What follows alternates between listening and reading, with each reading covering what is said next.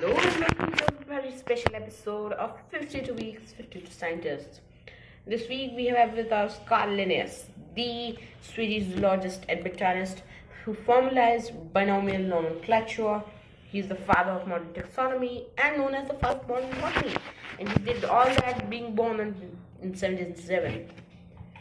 Well, he was born in Rashult, the countryside of Småland, in the sweet IKEA-based country of Sweden. You might know about that. Well, he was born into a very modest background, which not many scientists boast of until recently.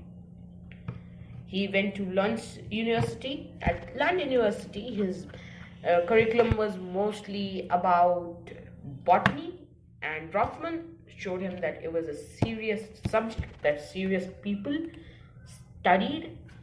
After that, our guy went to Uppsala.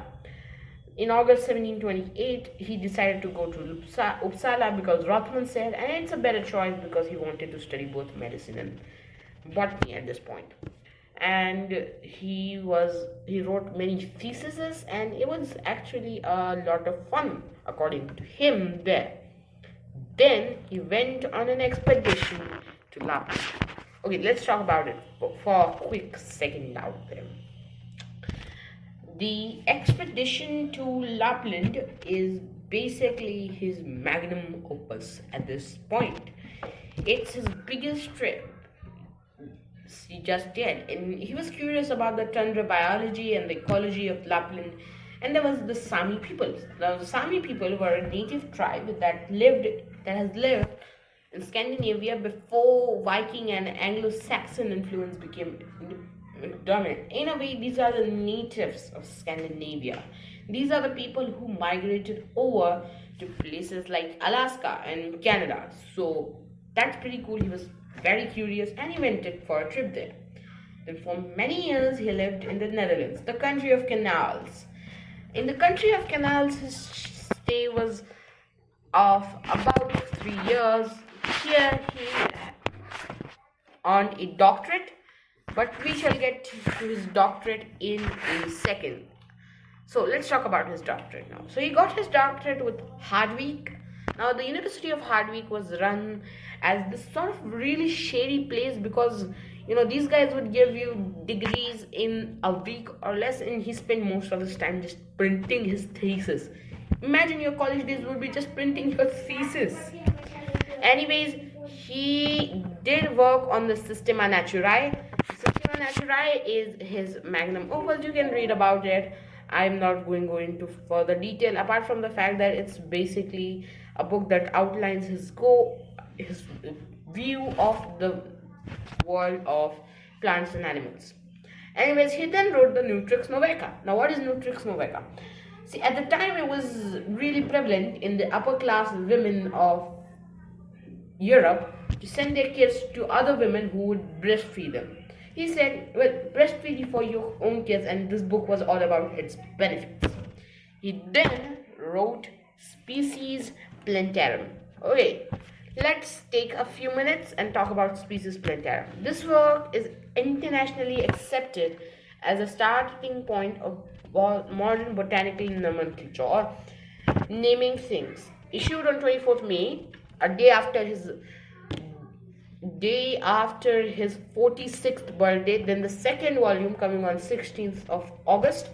It contains 1,200 pages and was published in 2 volumes describing 7,300 species.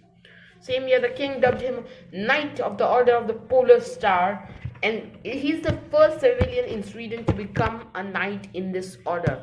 He was then seldom seen not wearing this order because obviously he loved that order, being part of it. And Species Planetarium divides everything into generals. Alright, that is all. Let's talk about his Nobel bit now. So, fun fact, he was made a Nobel and he lived in Hamabi and Sofia. He was given a nobility in 1757, but not actually ennobled, which he was in 1761. Alright, that being said, his wife was a lady called Rara. She and him had several daughters, bachelor son Carl Jr., also a botanist, albeit not as popular as his father, and his son Johannes, who sadly died as an infant. He had a bustling family life as well. Anyways, he died on January 10th, 1778 in Hamabi. He had many strokes. He suffered from sciatica and he died, and his library and collections were given to Sarah and their children. Joseph Banks, a botanist, wanted to purchase, but no. So, let's talk about now what are these things, right? You see on these on the screen here. Yes, you do. Alright, let's just talk about them. Firstly is the table of the animal kingdom, or Crollilinea, or Regnum Animale in Latin. Yes, that was how I speak Latin. Anyways, jokes apart. So, it basically describes our animals. There's a section for paradoxes, there's a section for quadrupedia or quadrupedans, there's a section for amphibians, amphibia, paradoxa, pisces, which means fish, insecta, and vermes. I know some Latin myself. The other is about human taxonomy, which talks about the types of human. Europeus albus, Americanus rubicanus, Africanus foliaris, and Africanus niger. This can be somewhat racist, but this is actually how he thought. Homo is human, simia is somebody else according to this chart. Anyways, he had a lot of praise showered on him. Let's break that all. So anything that attributes its authority to him, that uses the words lin dot or l dot, yeah, you can ask your botany teacher about that. He's called Principes Botanicum, or Prince of Botany, and Linnaeus of the North. Philosopher Jean Rousseau says about him: Dit-il je ne connais pas de plus de grands hommes sur terre. Or, tell him that I knew no greater man on earth. Juan Wolfgang von Goethe wrote: Ausnahme von Shakespeare und Spinoza kann ich Jemensen und sehr sie nicht mehr leben sollen, damit stark beeinflusst hat. With the exception of Shakespeare and Spinoza, I know no among the no longer living who has influenced me so strongly.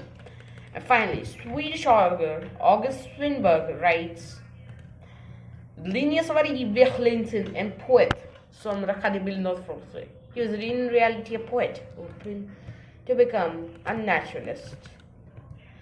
So that is all. Let's talk a little bit about the time that he was named most influential person by Wikipedia.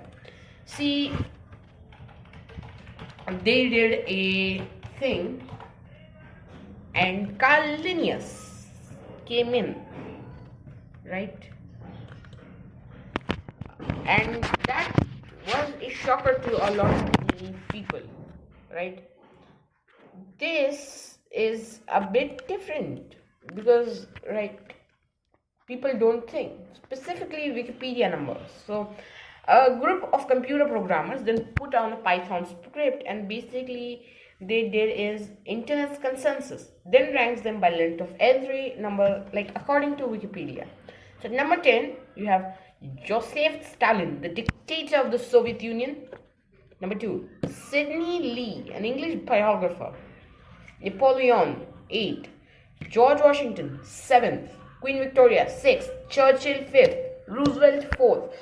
Lincoln, 3rd. And 2nd, Carl Linnaeus.